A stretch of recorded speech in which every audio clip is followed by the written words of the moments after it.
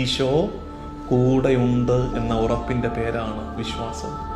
എൻ്റെ ജീവിത വഞ്ചിയുടെ അമരത്ത് ഉറക്കമാണേലും എൻ്റെ കർത്താവുണ്ട് എന്ന ഉറപ്പാണ് എൻ്റെ വിശ്വാസം. കാലമേറെയായിട്ടും ചില കാര്യങ്ങൾക്ക് ഉത്തരമില്ല. അപ്രതീക്ഷിതമായി ചില സങ്കടങ്ങൾ തേടി വരുന്നുണ്ട്. കർത്താവിനെ വിളിച്ചിട്ട് മറുപടിയില്ല. ഉറക്കമാണെന്ന് തോന്നുന്നു. പക്ഷെ അപ്പോഴും ഞാൻ വിശ്വസിക്കുന്നു, ഉറക്കമാണേലും അവൻ അവിടെ ഉണ്ട് എന്ന ഉറപ്പിൻ്റെ പേരാണ് വിശ്വാസം. ഈശോ എഴുന്നേറ്റ് കടലിനെ ശാന്തമാക്കി, കാറ്റിനെ ശാന്തമാക്കി. ഇവരത്ഭുതപ്പെടുന്നു. കാറ്റും കടലും പോലും അനുസരിക്കുന്ന ഇവനാരാണ്?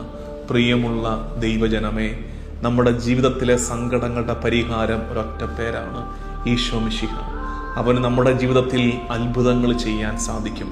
പ്രകൃതിക്കുമേൽ, മരണത്തിൻ്റെ മേൽ, രോഗങ്ങളുടെ മേൽ, നമ്മുടെ ചുറ്റുമുള്ള മനുഷ്യരുടെ മേലൊക്കെ അവന് നിയന്ത്രണമുണ്ട്. കർത്താവ് കാക്കും നമ്മളെ, കർത്താവ് നമ്മളെ സംരക്ഷിക്കുമെന്ന് വിശ്വസിക്കാൻ പറ്റണം. അങ്ങനെയാണ് ഈ ജീവിതം മുന്നോട്ട് പോകേണ്ടത്. കർത്താവ് വഞ്ചിയുടെ അമരത്തുണ്ടെങ്കിൽ ഈ വഞ്ചി ആടിയുലയില്ല എന്നല്ല അതിൻ്റെ അർത്ഥം. മറിച്ച് പ്രത്യാശ എന്താ? കർത്താവ് ഈ വഞ്ചിയുടെ അമരത്തുണ്ടെങ്കിൽ ഈ വഞ്ചി മറുകരയെത്തും.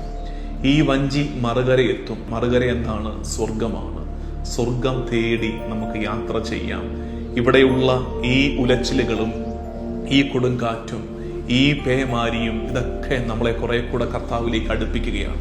ഓരോ സങ്കടവും, ഓരോ വീഴ്ചയും, ഓരോ ഇടർച്ചയും കുറെ കൂടെ കർത്താവിനെ മനസ്സറിഞ്ഞ് വിളിക്കാൻ, കർത്താവേ ഞങ്ങളിത് നശിക്കാൻ പോകുന്നേ എന്ന് മനസ്സറിഞ്ഞ് വിളിക്കാൻ കിട്ടുന്ന അവസരമാണെന്ന് തിരിച്ചറിഞ്ഞ് കുറെ കൂടെ ആത്മാർത്ഥതയോടെ നമുക്ക് കർത്താവിനെ തേടാം, കർത്താവിനെ വിളിക്കാം.